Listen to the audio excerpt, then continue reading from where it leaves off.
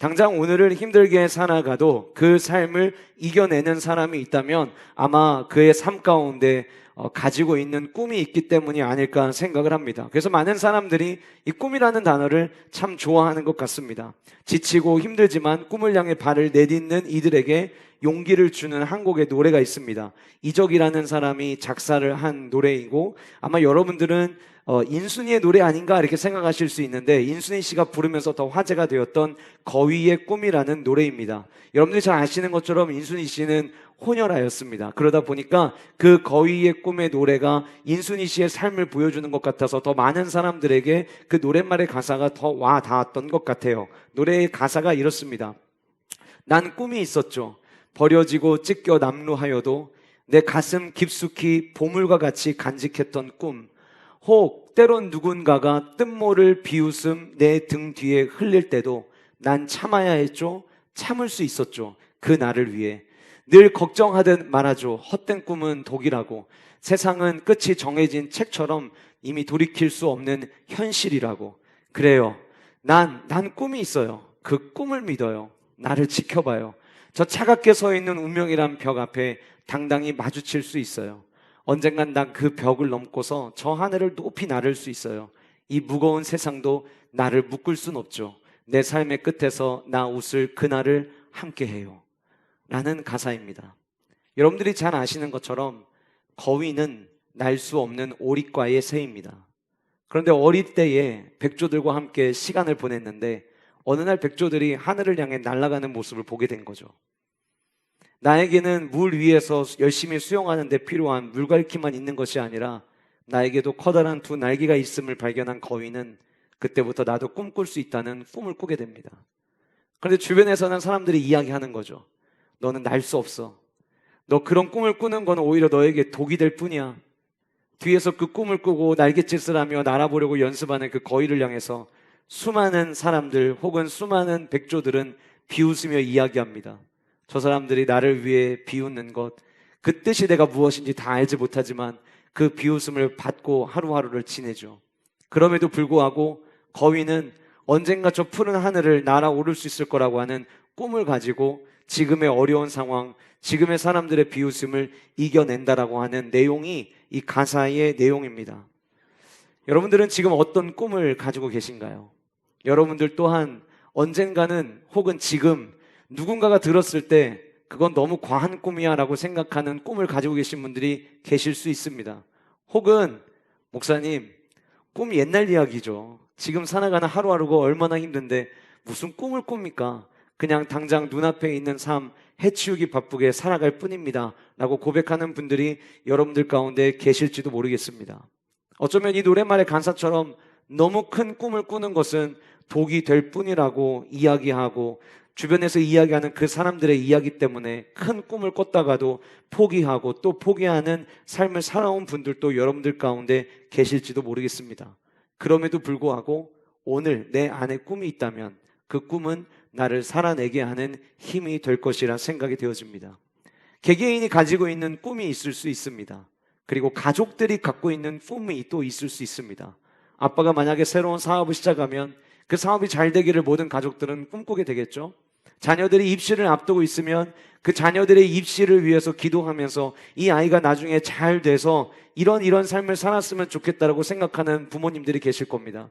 그 꿈은 단순히 자녀들만을 위한 꿈이 아니라 우리의 가정의 미래를 보여줄 수 있는 꿈이기에 가족이 함께 꿈꾸는 꿈도 저는 있으리라 생각이 되어집니다.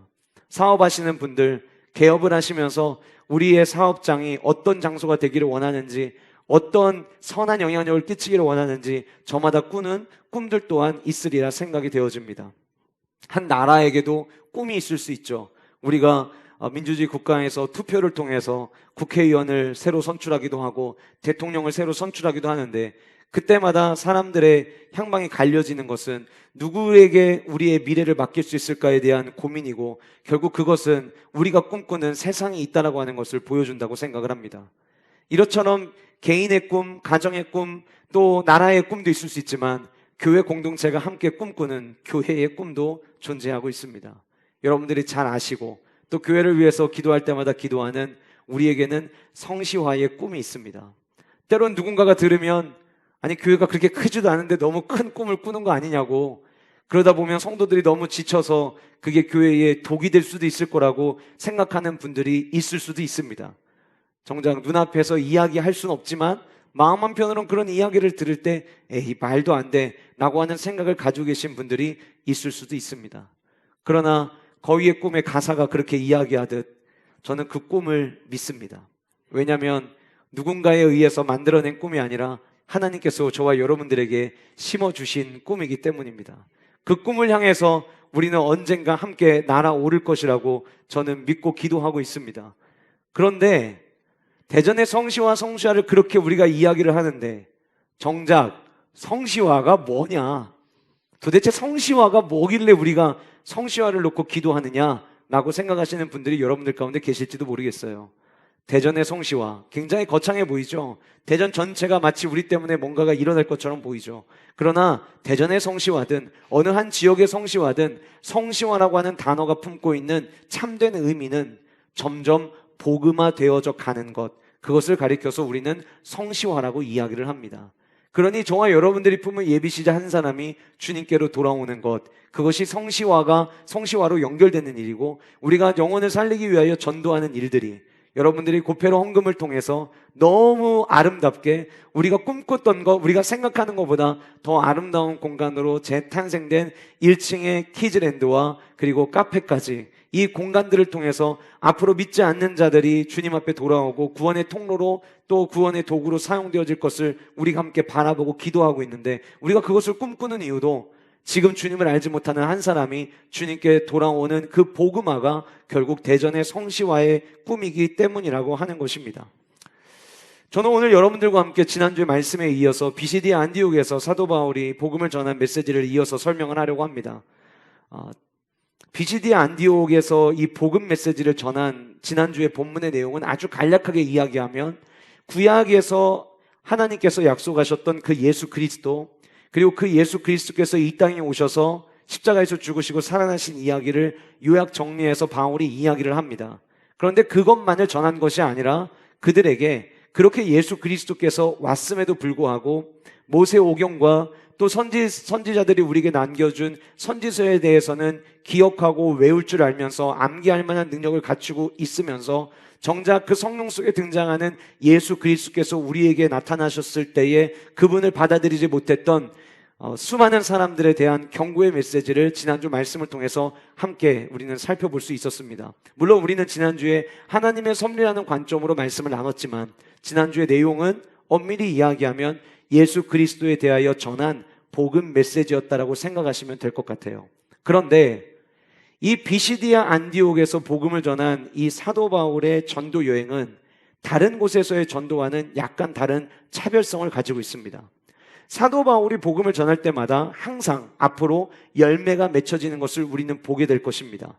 얼마 전에 우리가 살펴봤던 구브로 섬, 그리고 바보의 섬, 서기오 총독 바울에게 복음을 전했고 그가 회심하는 놀라운 역사가 일어나는 것을 우리는 살펴보았습니다. 이처럼 사도 바울이 복음을 들고 가는 곳마다 놀라운 열매들이 맺혀졌어요. 그런데 그 많은 사도 바울의 전도의 현장 중에 유독히 오늘 이 본문 속에 등장하는 비시디아 안디옥이 다른 곳과 다른 차별성을 갖는 한 가지가 있습니다. 그것이 무엇이냐면 비시디아 안디옥에서 복음을 전했을 때 비시디아 안디옥 도시 전체가 복음에 반응했다라고 하는 거예요. 제가 우리가 꿈꾸는 세상이라고 하는 제목을 오늘 본문에 붙인 이유도 바로 여기에 있습니다. 대전의 성시화를 우리가 꿈꾸고 있죠. 먼저는 우리 주변에 있는 한 사람 한 사람이 예수 그리스도를 알게 되고 점점 대전이 복음화가 되어지는 것을 우리는 꿈꿉니다. 그러나 그 꿈들이 모아지게 된다면 언젠가 대전이 복음에 반응하는 도시가 되지 않을까를 우리는 꾸는 거죠. 여러분, 대전이 복음에 반응한다라는 이 말이 대전의 그런 모든 인구가 기독교인이 되는 것을 의미하는 거냐? 그렇지 않습니다. 비시디아 안디옥도 마찬가지였어요. 비시디아 안디옥에 복음이 전해졌지만 비시디아 안디옥에 있는 모든 사람이 다 구원받았느냐라고 묻는다면 예스라고 대답할 수 없습니다. 그럼에도 불구하고 비시디아 안디옥은 사도 바울이 전한 복음 메시지에 반응했던 도시였다라고 하는 거예요. 지금도 우리 교회뿐만이 아니라 수많은 사람들이 예수 그리스도의 복음을 전합니다. 근데 그 복음을 전할 때마다 그 복음에 사람들은 반응하게 되어 있죠. 어떤 사람은 그 말씀을 아멘으로 받아 예수 그리스도를 나의 구원자로 영접하고 예수 그리스도를 믿는 자들이 있는가 하면 그 복음을 받아들였지만 반응하지 못해서 주님의 십자가의 은혜를 경험하지 못한 채 살아가다가 죽음을 맞이하는 사람들도 있는 거예요. 다시 말씀드리면 대전의 성시와 복음에 반응하는 도시가 되려면 모든 사람들이 복음을 들어야 되고 모든 사람에게 복음을 전하는 꿈을 꾸는 것, 저는 그것이 우리 교회가 이야기하는 비시디아 안디옥의 교회를 통해서 보여주는 성시와의 모델이라고 생각이 되어집니다. 저는 오늘 말씀의 본문을 통해서 당시 이 비시디아 안디옥의 모든 사람이 복음에 반응하는 지경에 이를 때까지 어떠한 일들이 일어났는가 말씀을 통해서 우리가 함께 살펴보고 그 은혜가 저와 여러분들에게서부터 시작되고 우리 교회에서부터 시작되는 꿈을 저와 여러분들이 함께 공유하는 시간이 됐으면 좋겠습니다. 첫 번째로 우리가 꿈꾸는 세상은 나와 우리로부터 시작된다라고 하는 것입니다. 나와 우리로부터 시작된다. 우리라고 하는 단어 안에는 여러분들이 늘 포함이 되어 있으셔야 하죠. 그래서 나와 우리입니다. 우리가 흔히 찬양으로 부를 때에도 나로부터 시작되리라는 찬양을 즐겨 부릅니다. 주님의 나라가 이 땅에 임할 때에 누군가로부터 내 옆에 있는 사람으로부터가 아니라 저와 여러분들 안에 이 비전을 갖게 되면 이 꿈을 꾸게 되면 하나님 대전의 성시화가 나로부터 시작되게 하여 주시옵소서 우리가 기도한다면 하나님이 기뻐하시는 성시화의 모습을 저는 이룰 수 있다고 생각을 합니다. 주님 저는 그럴 능력 없습니다. 주님 저는 말할 수 있는 능력도 재능도 없습니다. 주님 저 말고 제로부터 시작되게 해주세요. 그렇게 하면 안 되고 나로부터 시작돼야 되는 거예요. 내가 들어갈 때 우리가 될 수 있습니다. 오늘 본문 안에서 42절에 그들이 나갈새 사람들이 청하되 라고 이야기를 합니다. 당시의 모습을 한번 머릿속에 그려볼까요? 회당에서 바울과 바나바가 들어갔었고 우리에게 가르칠 것이 있으면 가르쳐달라고 하는 회당장의 제안에 따라 바울이 지난주 말씀에 등장했던 예수 그리스도에 대한 복음 메시지를 전했습니다. 그 말씀이 끝나고 이제는 바울과 바나바가 그 회당에서 나갈새 사람들이 회당 안에 있던 사람들이 요청했다라고 성경은 이야기하고 있는 거예요. 저와 여러분들로부터 우리가 꿈꾸는 세상이 시작되기 위해서 저와 여러분들이 해야 될 일이 있습니다. 무엇이냐면 말씀을 갈망해야 된다고 하는 거예요. 말씀을 갈망할 때 우리가 꿈꾸는 세상이 저와 여러분들로부터 시작될 수 있다라고 하는 겁니다. 우리가 흔히 은혜 받았습니다 라는 표현들을 쓰죠. 은혜를 받으면은요, 그 다음에 따라와야 되는 모습이 있습니다. 은혜를 받으면 내가 은혜 받아서 영적으로 배부르고 영적으로 충족해서 됐어. 이번 주는 더 이상 말씀 안 받아도 돼. 그렇게 살아가는 것이 아니라 진짜 은혜를 받으면 그 다음 예배가 기다려지는 것이 정상적이라는 거예요. 내가 진짜 은혜를 받으면 그 다음 예배 때는 하나님께서 내게 어떤 말씀을 주실까 사모하는 마음을 갖게 된다라고 하는 거예요. 여러분 오늘 본문에 등장하는 이들은 즉각적인 반응을 보였습니다. 그들이 나갈새. 여러분 그들이 나갔다고 이야기하니 바울이 메시지를 전하고 시간이 얼마나 흘렀겠습니까? 끝나고 나서 일어나면서 사람들과 인사했다 할지라도 뭐 5분 10분이면 족하지 않았겠어요? 그리고 그들이 회당을 빠져나가는데 아직 말씀이 끝난 지 얼마 되지도 않았음에도 불구하고 그들 안에는 그 다음에 주실 말씀에 대한 갈망이 그들 안에 있었다라고 하는 거예요.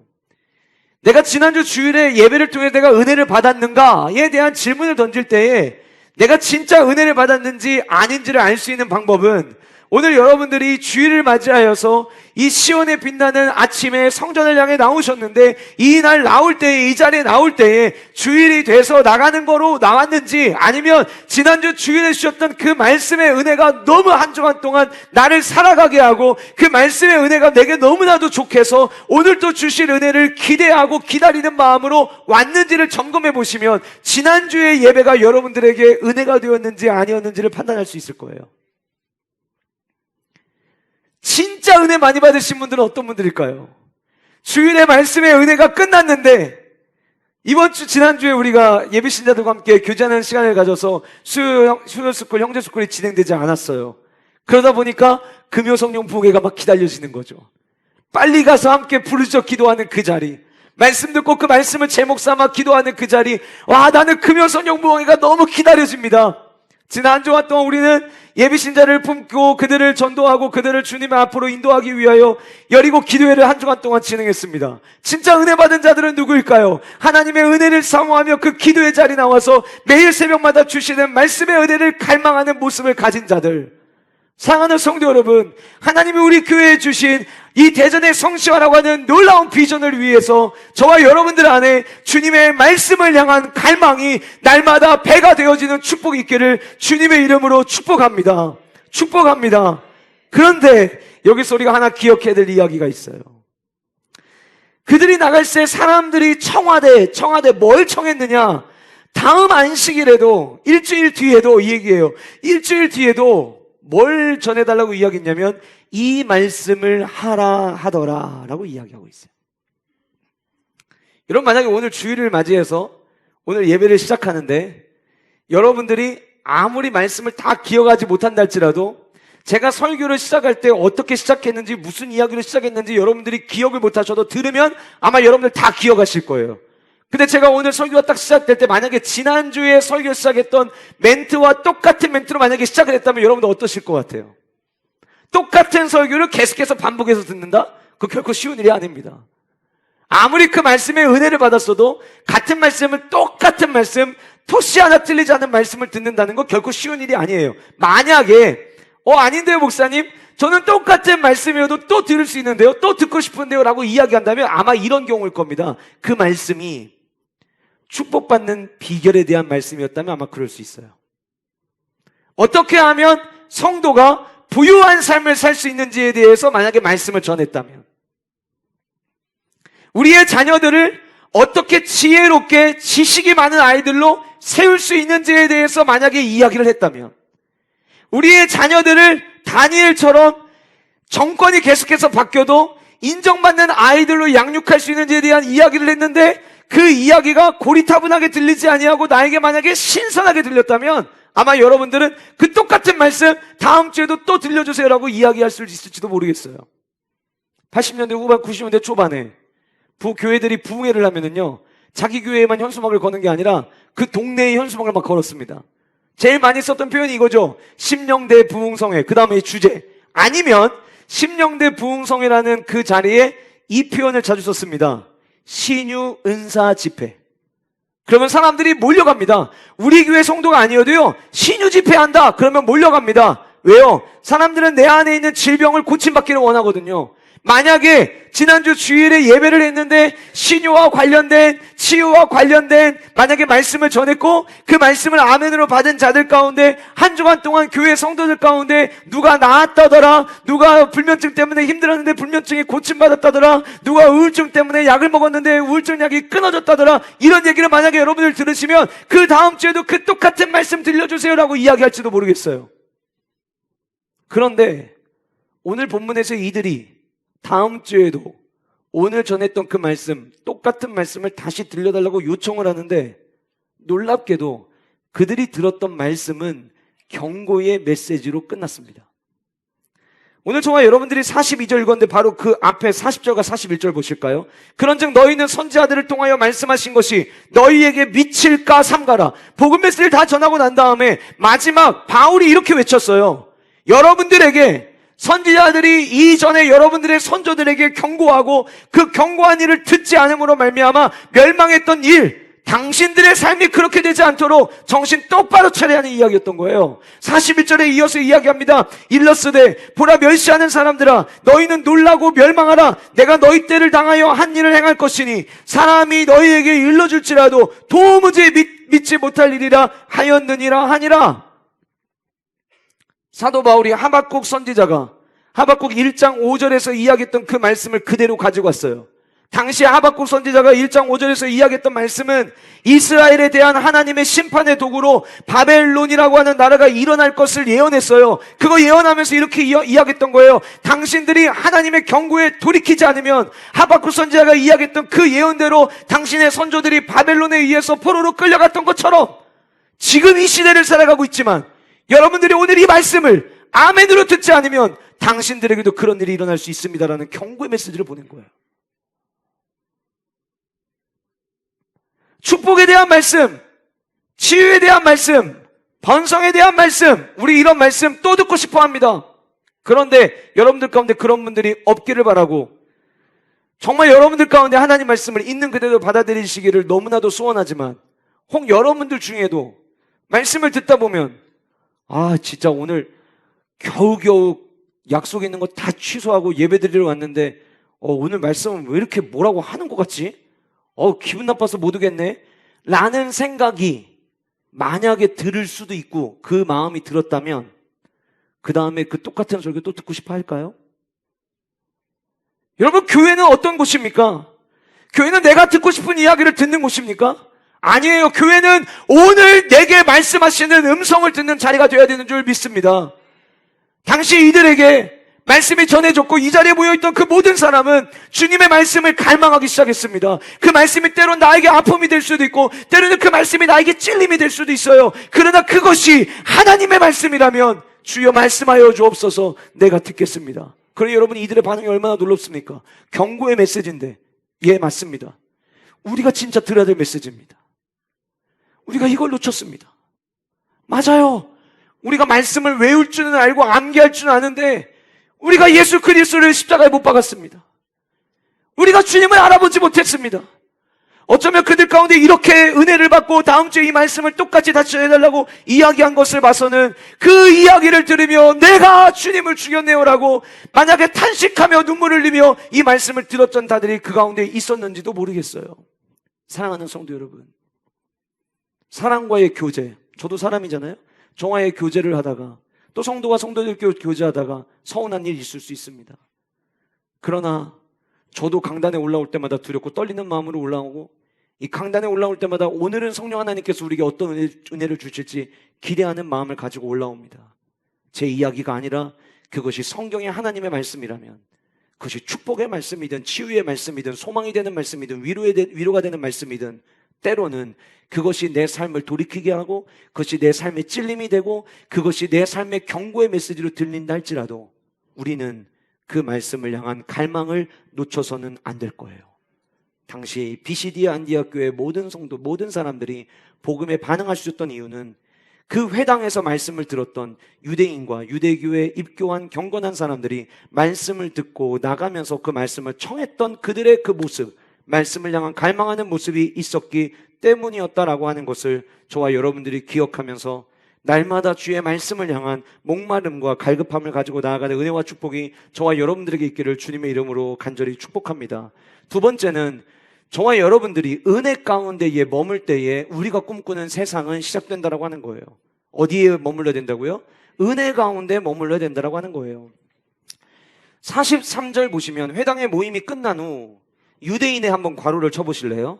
유대인과 그 다음 유대교에 입교한 경건한 사람들, 여기에 괄호를 쳐보세요. 그러니까 지금 회당의 모임이 끝나고, 다시 말하면 회당 안에 누가 있었느냐를 얘기하는 거예요. 회당 안에는 유대인이 있었고요, 유대교에 입교한 경건한 사람들이 있었대요. 자, 그러면 이들은 누구냐면 원래는 유대인이 아니었다가 유대인이 된 사람들이에요. 다시 말씀드리면 이전에 종교를 가지고 있었던, 아니면 다른 종교가 있었던 개종에서 유대인으로 개종했던 사람들을 이야기하는 거예요. 그러니까 지금 오늘 말씀은 유대인과 유대교에 개종했던 사람들이 지금 복음을 들은 거고 그들이 말씀에 대한 갈망하는 마음을 가진 거죠. 다시 말씀드리면 두 번째 등장하는 유대교에 입교한 경건한 사람들은 또 한 번 개종을 하는 거예요. 우리가 생각할 때 완전히 철새들이네, 철새들이야. 이리 갔다 저리 갔다가. 그게 아니라 그들은 진리를 향한 갈급함이 있었던 거죠. 진리를 향한 갈급함이 있어서 유대교에 입교를 했는데 하나님의 섭리에 의해서 사도 바울이 전하는 복음 메시지를 들었고 그 메시지를 듣고 이제는 그 십자가의 은혜를 갈망하기 시작을 했다라고 하는 거예요. 자, 그들이 모임이 끝나고 난 다음에 많은 사람들이 바울과 바나바를 따릅니다. 마치 이랬던 것 같아요. 함께 모여서 회당에서 바울이 말씀을 가르쳤는데 바울이 말씀을 끝나고 나가니까 다음 주에도 우리에게 오늘 전해줬던 말씀, 똑같은 말씀 좀 전해주세요라고 막 이야기를 하면서 나가면서, 와, 이 말씀의 은혜를 받으니까 나 가서 은혜 받았다고 말씀이라도 한마디 드려야겠다, 오늘 너무 좋았어요라고 이야기라도 해야겠다. 그래서 나오면서 인사를 했던 것 같아요, 바울과 바나바에게. 근데 바울과 바나바를 막 인사하면서 막 우르르 따라서 나오는데 두 사도가 이 사람들에게 막 빠져나가면서 한마디의 말을 던집니다. 아마 그러지 않았을까요? 나가면서 은혜를 너무 많이 받다 보니까 다음 주에도 말씀 전해주세요. 근데 다음 주에 오셔서 또 말씀 전해주실 땐 전해주시더라도 나가면서 한 말씀만 더 해주시면 안 돼요? 저희가 꼭 기억해야 될 거 한 말씀만 더 해주세요. 그랬던 것 같아요. 근데 그때 바울과 바나바가 더불어 말하였대요. 같은 말을 한 거예요. 막 자꾸 옆에서 한마디만 더 해주세요. 한마디만 더 해주세요. 그러니까 바울도 생각하고 바나바도 생각한 거예요. 무슨 얘기 해주지? 그러다가 둘이 말을 했는데 똑같은 말을 하게 된 거죠. 어떤 말을 했느냐? 항상 하나님의 은혜 가운데 있으라 권하니라. 한마디만 더 해주세요. 그랬더니 무슨 얘기 해줄까? 그래요. 좋아요. 여러분들 오늘 은혜 받았죠? 여러분들 오늘 은혜 누렸죠? 자, 지금부터 한 주간은 여러분들이 오늘 받은 은혜를 지키며 살아가야 돼요. 그 은혜 가운데 머무르는 삶을 살아야 돼요. 라고 지금 권면했다라고 하는 거예요. 여러분, 은혜는 우리를 일으키는 힘이 됩니다. 우리는 구원을 받으면서 하나님의 은혜를 경험합니다. 그 값없이 주시는 하나님의 선물을 우리가 은혜라고 이야기를 하죠. 그러나 구원의 확신을 받을 때 주시는 은혜만 은혜가 아니라 그 구원받은 성도로서 삶을 살아내는데 필요한 은혜가 또 우리에게는 있는 거예요. 다시 말씀드리면 이런 거죠. 말씀을 듣는 현장에서 말씀을 듣고 예수 그리스도의 십자가의 은혜를 인정하는 은혜가 있고 그리고 삶의 현장을 향해 나가면서 삶의 현장에서 하나님이 주시는 은혜가 있는 거예요. 그래서 얘기하는 거예요. 한 주간 동안 은혜 가운데 머무르십시오. 오늘 본문 항상 하나님의 은혜 가운데 있으라라고 하는 이 있으라는 단어가 헬라어로 프로스메노라고 하는 단어를 쓰고 있는데 이 프로스메노라고 하는 단어의 의미는 무엇이냐면 남아있다, 붙어있다, 계속 유지하다라는 의미를 갖고 있어요. 무슨 얘기입니까? 다음 주 만나는 그날까지 은혜에 붙어 있으십시오. 다음 만나는 그 시간까지 은혜가 당신들의 삶에 남아있게 하십시오. 은혜의 삶이 유지되게 하십시오. 라고 이야기했다라고 하는 거예요. 사랑하는 성도 여러분, 은혜를 받았다면 우리는 그 은혜를 붙잡아야 합니다. 전 우리 영가족들이 은혜를 받고 은혜를 흘려보내는 자들이 아니라 은혜를 붙잡고 은혜에 붙어있는 은혜가 남겨지는 인생들 되시기를 주님의 이름으로 축복합니다. 예수님께서 말씀하셨죠. 나는 포도나무요 가지라고 말씀하시면서 저와 여러분들의 삶이 주님의 가지에 접붙여 있을 때에만 열매를 맺을 수 있다고 주님께서는 말씀해 주셨어요. 우리는 주님께 붙어있는 삶을 살아야만 한다라고 하는 것입니다. 은혜 가운데 머무르십시오. 은혜 가운데 남아있어야 합니다. 은혜 가운데 붙어있어야 됩니다. 자, 그럼 도대체 은혜 가운데 머물다라고 하는 의미가 결국은 무엇이냐라고 하는 질문을 우리는 던지게 됩니다. 오늘 본문에 등장하는 이 프로스메노라고 하는 단어가 신약 성경에 어디에 쓰여졌는지를 쭉 찾아보다가 은혜 가운데 머무른다라고 하는 말의 의미가 이거구나 라고 정답처럼 알려주는 말씀이 있는데 그게 디모데전서 5장 5절 말씀이었어요. 말씀이 이렇게 기록되어 있습니다. 참 과부로서 외로운 자는 하나님께 소망을 두어 주야로 항상 간구와 기도를 하거니와 사도 바울의 영적인 아들일로 여겨졌던 디모데가 에베소라고 하는 교회를 다스리고 목회하던 때가 있었습니다. 그래서 그 에베소에서 목회하고 있는 디모데에게 사도 바울이 편지를 써서 보냈죠. 목회할 때 수많은 다양한 사람들이 있고 그 다양한 사람들을 어떻게 목회해야 되는지에 대한 자세한 지침서를 그에게 써서 보내줬는데 오늘 이 본문에 등장하는 디모데전서 5장에서 사람들을 대할 때 어떻게 대해야 되는지를 이야기를 하다가 5장 3절에 과부에 대한 이야기가 나옵니다. 과부는 구약에서부터 고아와 과부와 객은 날마다 우리가 도와줘야 되는, 보살펴줘야 되는, 사랑을 줘야 되는 존재들로 늘 등장하곤 했습니다. 이미 우리가 사도행전 6장에서도 살펴봤듯이 사도행전 6장에서도 어려운 사람들, 특별히 과부들을 어떻게 도왔는지 그 도우면서 일어났던 일들에 대해서 성경은 언급하고 있음을 우리는 살펴보았죠. 그런데 디모데전서 5장 3절에서 참 과부인 과부를 존대해라 이렇게 사도 바울이 디모데에게 편지를 썼거든요. 참 과부인 과부를 존대해라. 에베소 지역에 과부들이 많이 있었던 것으로 신학자들은 봅니다. 교회가 있는데 교회에 재정이 있는데 과부들이 너무 많으면 교회가 모든 사람을 섬기는데 한계를 느끼게 되겠죠. 디모데가 이 과부들을 어떻게 돌보고 어떻게 사랑해야 되는지에 대한 고민이 빠졌어요. 그때 사도 바울이 디모데에게 편지를 쓰면서 참 과부를 존대하라고 이야기를 한 거예요. 자, 그럼 여기서 말하는 참 과부는 누구냐? 남편과 사별을 하였는데 이 아내를 돌봐줄 수 있는 가족들이 전혀 없는 사람, 이제 누군가의 도움을 전혀 받을 수 없는 사람, 그들을 가리켜서 참 과부라고 불렀어요. 그 참 과부들, 그러니까 주변에 부양할 가족이 있는 사람들, 너희들이 힘이 다 되지 않으면 부양할 가족이 있는 사람들은 가족들이 돌보게 하고, 교회는 돌볼 사람이 전혀 없는 사람들만 돌봐주라고 사도 바울이 디모데에게 가르쳐줬던 거예요. 그러면서 참 과부를 존대하라고 이야기를 하고 난 다음에 아까 우리가 함께 읽었던 5절 말씀에 그 참 과부들이 어떠한 삶을 사는지에 대해서 언급을 했는데요, 이렇게 이야기한 거예요. 참 과부로서 외로운 자는, 부양할 가족이 하나도 없는 자는 어떻게 살았느냐? 하나님께 소망을 두어 주야로 항상 간구와 기도를 하거니와, 이렇게 이야기하고 있어요. 오늘 본문에 등장하는 이 마지막 하거니와라고 하는 이 단어가 아까 말씀드렸던 헬라어 프로스베노라고 하는 단어를 쓰고 있는 거예요.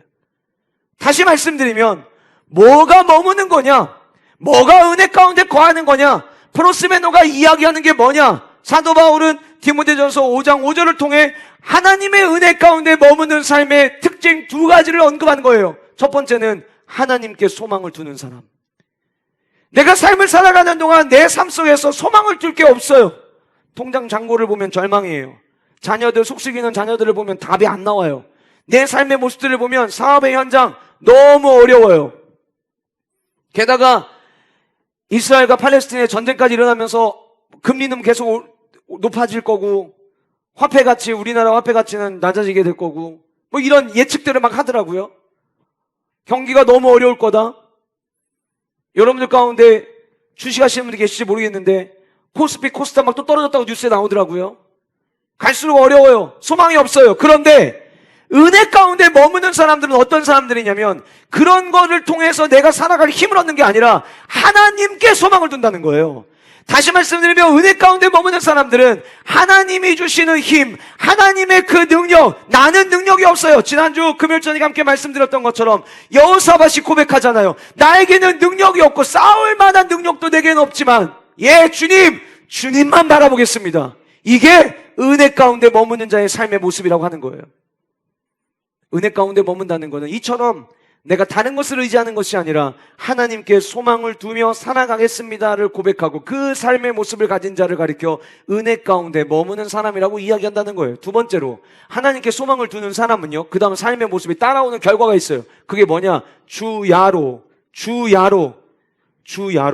간구와 기도를 한다는 거예요. 그 사람이 정말 하나님께 소망을 둔 사람인가?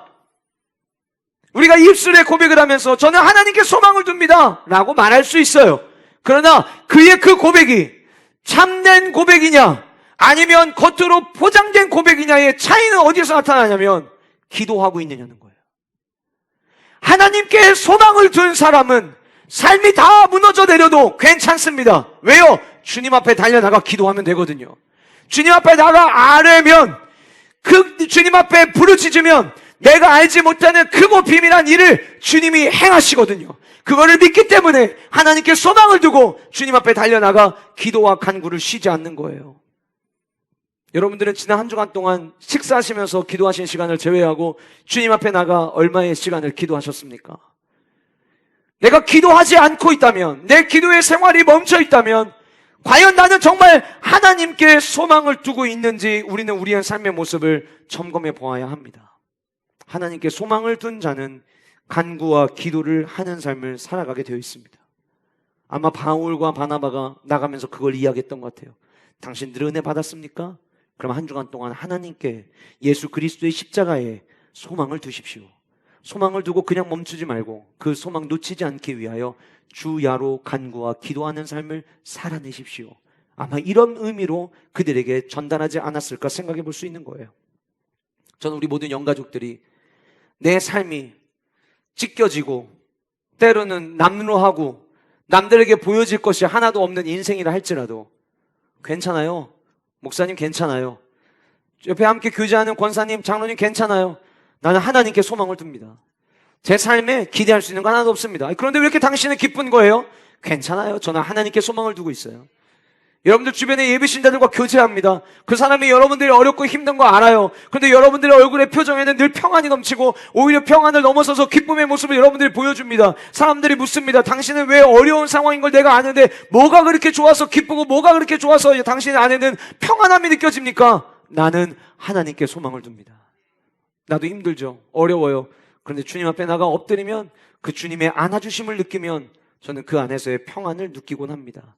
이 고백이 저와 여러분들의 삶의 고백이 될 수 있기를 주님의 이름으로 축복합니다. 세 번째로, 저와 여러분들이 받은 은혜를 전할 때에 우리가 꿈꾸는 세상은 시작된다라고 하는 거예요. 여러분 43절에서 항상 하나님의 은혜 가운데 있으라 권면을 했죠.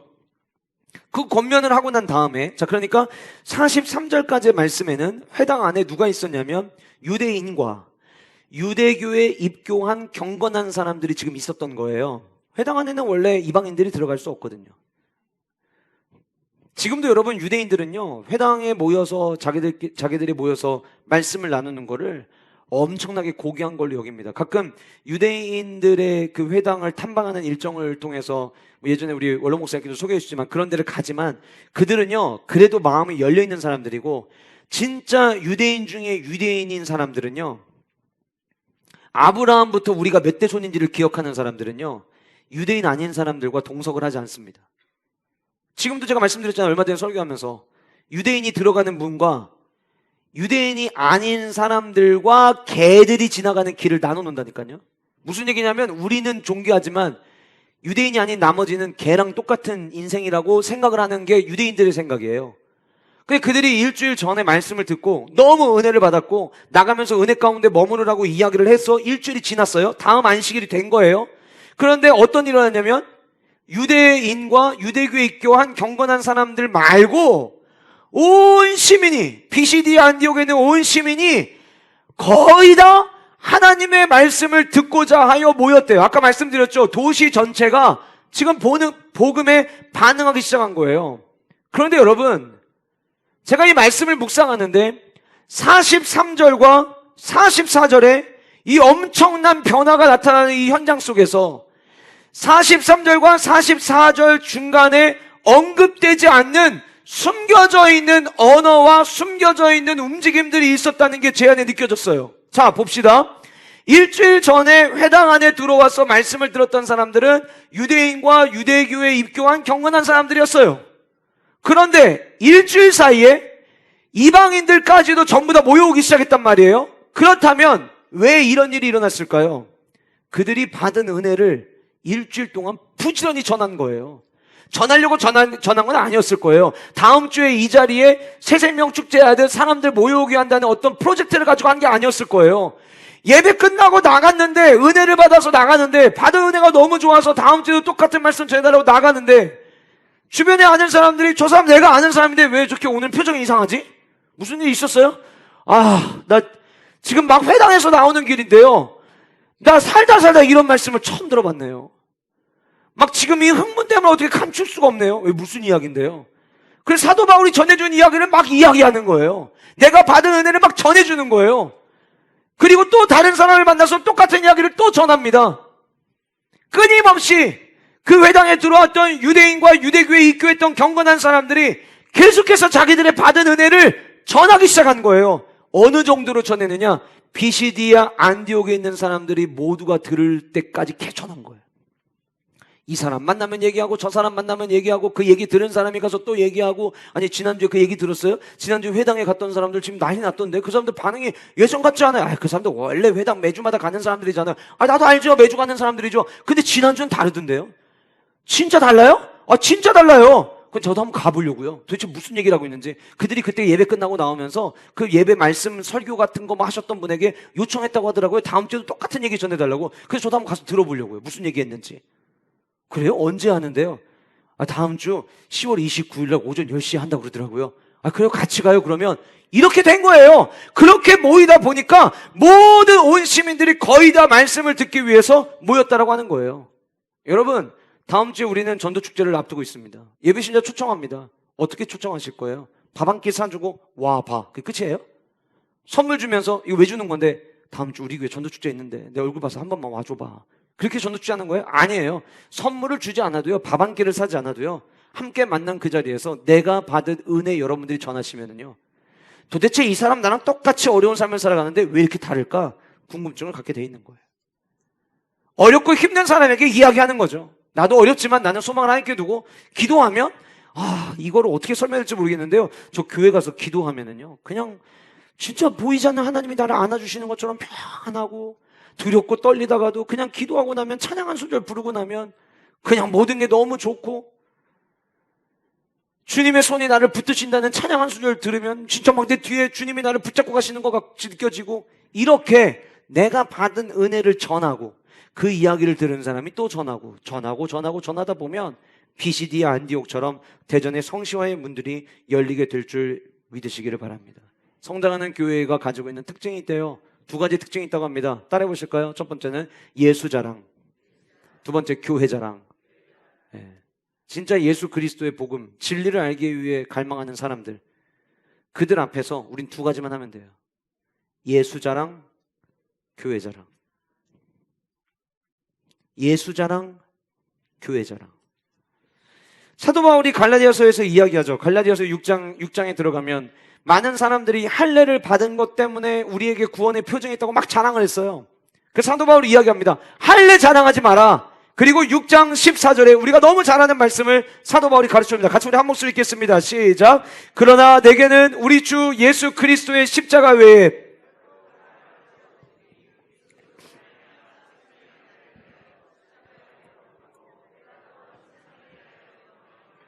할례 자랑하지 말자. 나도 할례 받았는데 할례 자랑 안 하고 십자가 외에는 내 삶에 결코 자랑할 것이 없다. 여러분 다들 아시죠? 사도 바울 자랑할 거 엄청 많았던 인생이었어요. 얼마나 똑똑한 사람인데요. 얼마나 백그라운드가 좋은데요. 한 시대에 그 사내들인 공의 안에서 차세대 리더로 주목받던 사람이었어요. 난지 8일 만에 할례도 받은 사람이었고요. 자랑할 거 수두룩하게 많았습니다. 그런데 그가 예수 그리스도의 복음을 받아들이고 난 이후에 그에게는 다른 모든 것들은 자랑할 거리가 되지 않았어요. 예수 그리스도의 십자가 외에는 자랑할 것이 없는 인생. 저는 저와 여러분들의 인생이 그런 명품 인생 될 수 있기를 축복합니다. 뭘 자랑하겠어요? 근데 왜 우리가 십자가만을 자랑해야 되는데 십자가를 자랑 안 하고 다른 걸 자랑하는 줄 아세요?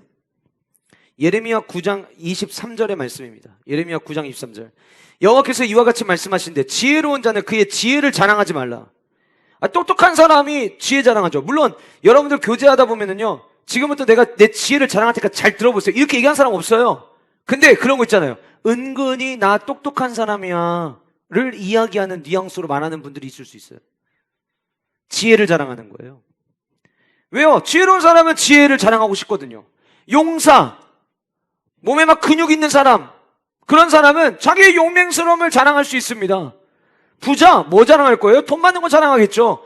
그런데 성경은 뭐라고 이야기하냐면 그런 것들 자랑하지 말라는 거예요. 자랑하는 자는 이것으로 자랑할지니. 뭘 자랑해야 되느냐? 나 똑똑합니다. 나 자랑할 거 있어요. 뭘 자랑하는데? 나는요, 온 우주 만물을 지으신 하나님을 나는 발견한 사람입니다. 이거 자랑하라는 거예요. 또 뭐 자랑하느냐? 나는 말이죠, 하나님의 사랑과 공의와 정의를 깨달은 사람입니다. 나 이런 사람이에요. 이거 자랑하라는 거예요. 십자가를 자랑한다는 게 바로 이걸 자랑하는 거예요. 십자가를 자랑한다는 거는 나 하나님을 아는 사람입니다. 나 십자가의 은혜를 아는 사람입니다. 왜 옛날에 영화에서 나온 거 있잖아요. 나 이대 나온 여자야. 그런 거 말고 진짜 자랑할 만한 거 자랑하라는 거예요. 집사님 얼굴이 달라졌는데? 나 화장품 바꿨잖아. 써보니까 아주 그냥 촉촉하게 스며드는 것이 아주. 써봐. 얼만데? 근데 이게 좀 비싸. 그런 거 자랑하지 말고. 집사님 얼굴이 오늘 되게 좋아 보이네. 티 안 나지. 왜, 뭐 했어? 나 넣었어. 그래서 어디서 넣는지 막 자랑하는 거예요. 어디 넣는지. 둔산동 거기 병원 가봐. 그 선생님이, 다른 사람은 이거 넣으면은 막 얼굴 뭔가 웃을 때 부자연스럽고 그러잖아. 이 원장님은 주사를 얼마나 잘 넣는지 그냥 후덕지근해 보이고 편안해 보이고 원래부터 내 거였던 것처럼 기가 막히게 자랑해. 그 기가 막히게 잘해. 그래서 막 자랑하는 거예요. 그런 거 자랑하지 말고 진짜 우리가 자랑해야 되는 거는 십자가의 은혜 자랑해야죠. 하나님이 자녀들에게 복 주실 수 있습니다. 하나님이 주신 은혜로 이야기할 수 있습니다. 그러나 그게 자랑이 되면 안 됩니다. 모든 손자 손녀를 두신 할머니 할아버지들은 우리 집 애들은 어쩜 이렇게 말을 빨리 하고 우리 집 애들은 어쩜 이렇게 빨리 서고 원래 설 때 돼서 서는 거고 말할 때 돼서 말하는 거예요. 근데 그걸 그렇게 자랑해요. 우린 뭘 자랑해야 됩니까? 우리는 십자가의 은혜를 자랑해야죠. 내가 하나님의 사랑을 아는 자라는 걸 자랑해야죠. 그런 은혜와 축복이 저와 여러분들 가운데 있기를 간절히 소원합니다. 일주일 동안 여러분들이 하셔야 될 일이 뭐냐? 예비신자들에게 밥 사주고 선물 사주는 게 아니라 일주일 동안 우리가 해야 되는 건 오늘 받은 은혜를 전하는 거예요. 그 은혜를 전하는 전달자의 삶을 살아내는 우리 모든 영가족들 되시기를 주님의 이름으로 축복합니다. 두 번째, 우리가 꿈꾸는 세상은 저항도 받을 수 있다라고 하는 것을 우리는 기억해야 돼요. 여러분 지금 이 앞에 일어난 이야기 보세요. 어떠세요? 이제 막 BCD 안디옥에는 거의 다 말씀을 듣기 위해서 모여왔어요. 그러면 이제 이때부터는 성령의 역사, 복음의 역사가 막 쓰여져야 될 것처럼 우리는 기대하게 됩니다. 지난주 금요일 저녁 이야기 잠깐 해볼까요? 역대하 19장에 여호사밧이 뭘 했는지가 기록이 되어 있었어요. 남유다 왕이었던 여호사밧이 하나님이 나에게 왕이라고 하는 직분을 주셨는데 대충 다스리는 건 직무유기지. 그래서 모든 성읍을 견고하게 쌓았습니다. 그것만 한 게 아니에요.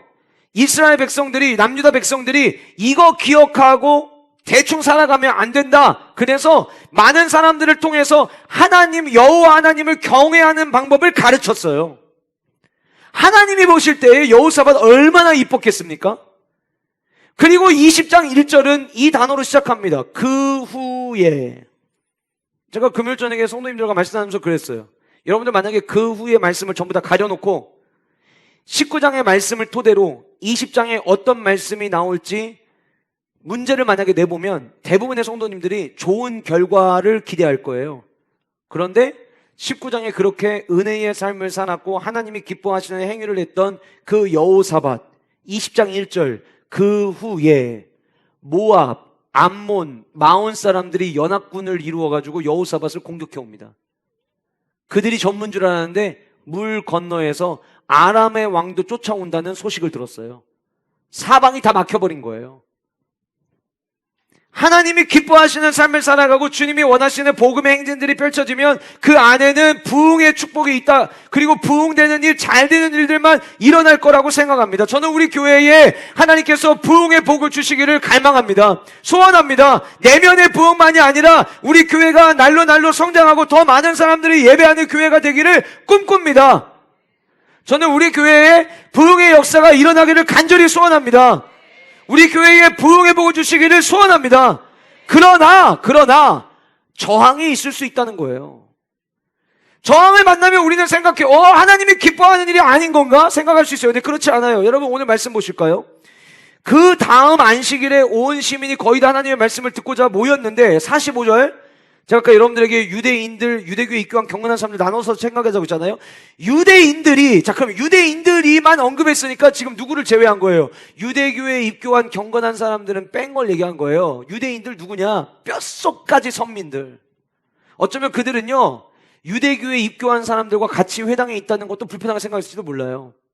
근데 그 유대인들이 많은 비시디아 안디옥에 있는 사람들이 온 회중들이 모여오는 것을 보고 시기가 가득하여 바울이 말한 것을 반박하고 비방하였다라고 성경은 이야기하고 있어요.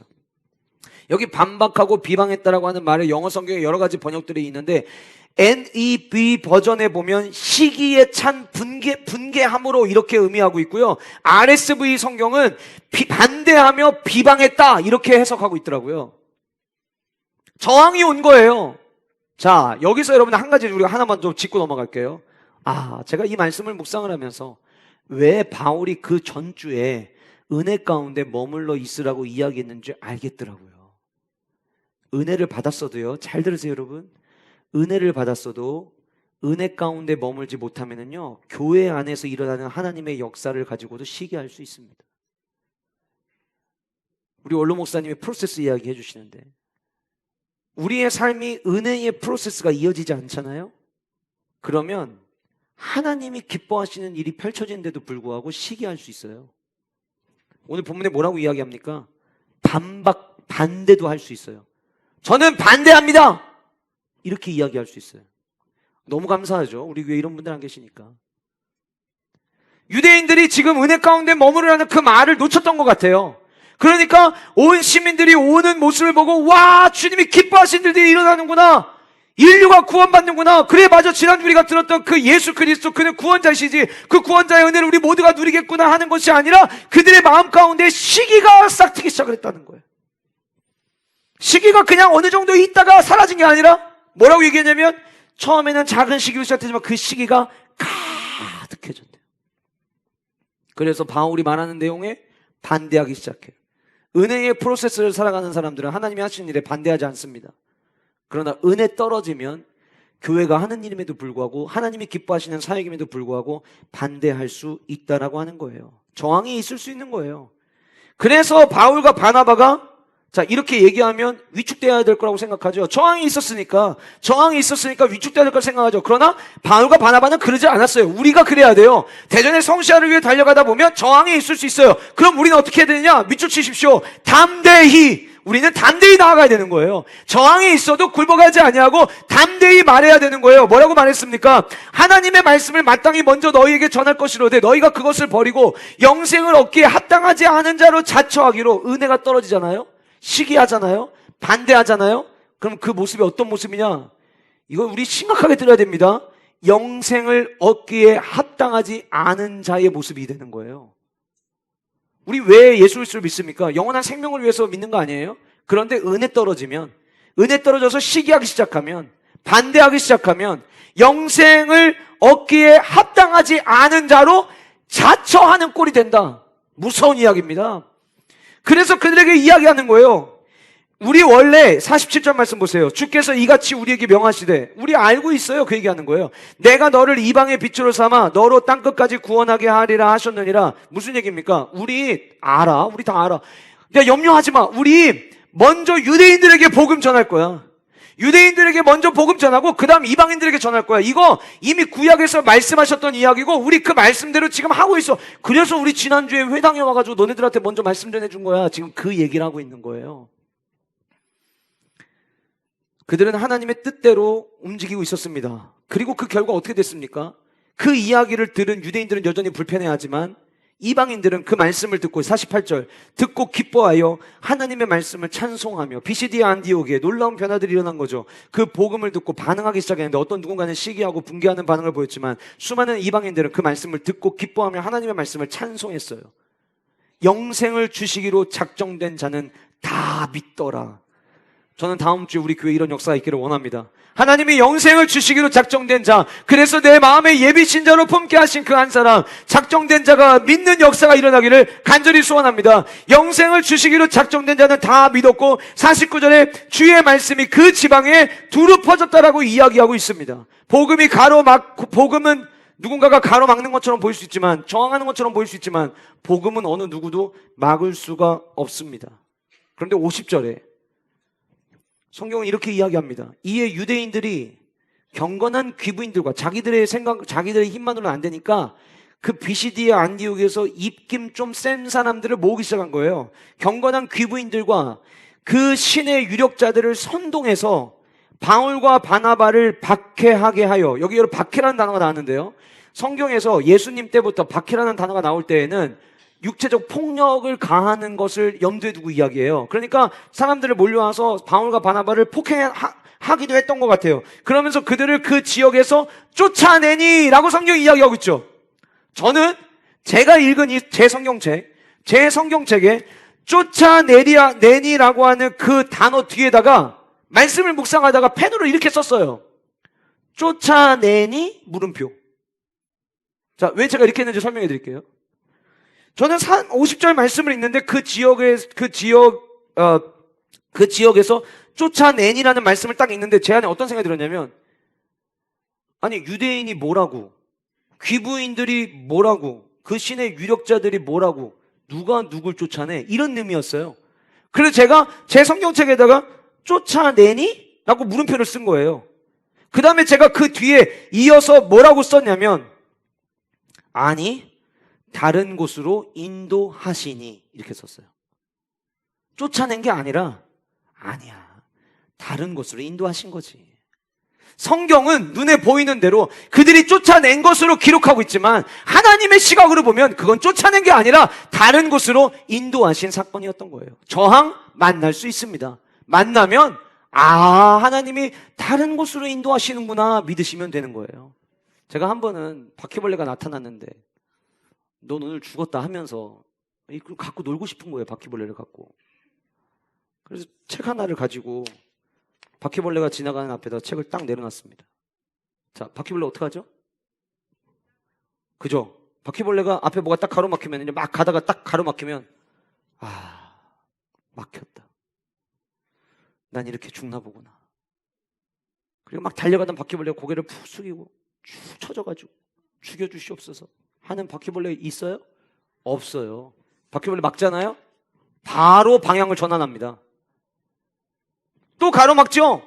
또 방향 전환합니다. 한 번은 바퀴벌레 잡으면서 종이컵 안에다가 이렇게 바퀴벌레 확 떠봤거든요. 그 종이컵 안에서 나가려고 계속 발버둥 칩니다. 바퀴벌레가요, 앞이 가로막히면 돌아가요. 제가 한 번은 바퀴벌레 가지고 그렇게 장난하고 있는데 제 안에 이런 생각이 드는 거예요. 바퀴벌레도 저항을 만나면 돌아갈 줄 아는데 하물며 하나님을 믿는 성도가 앞이 가로막혔다고 좌절하고 축 처질 이유가 무엇이 있겠는가? 저항 있을 수 있습니다. 저항 만나면 끝나는 게 아니라 다른 길을 찾으면 되는 거예요. 우리가 대전의 성시화를 향한 꿈을 가지고 나아갈 때 우리 앞이 막힌 것처럼 보일 수 있습니다. 그러나 사랑하는 성도 여러분, 막혔다고 거기서 주저하지 마시고 또 다른 길, 인도하실 길을 향해 나아가는 은혜와 축복이 우리 모두에게 있기를 주님의 이름으로 축복합니다. 마지막 세 번째, 우리가 꿈꾸는 세상은 순종할 때 완성된다라고 하는 사실이에요. 언제 완성된다고요? 순종할 때 완성됩니다. 50절 말씀, 이에 유대인들이 경건한 귀부인들과 그 시대 유력자들을 선동하여 바울과 바나바를 박해하게 하여 그 지역에서 쫓아내니, 말씀드렸죠. 쫓아내길 누가 누굴 쫓아내요? 하나님이 다른 길로 인도하신 거죠. 그런데 51절, 두 사람이 그들을 향하여, 밑줄 치세요, 발에 티끌을 떨어버리고 이곳으로 갔다. 여기서 기억해야 될 표현은 뭐냐면 발에 티끌을 떨어버리고라는 이야기예요. 발에 티끌을 떨어버리고.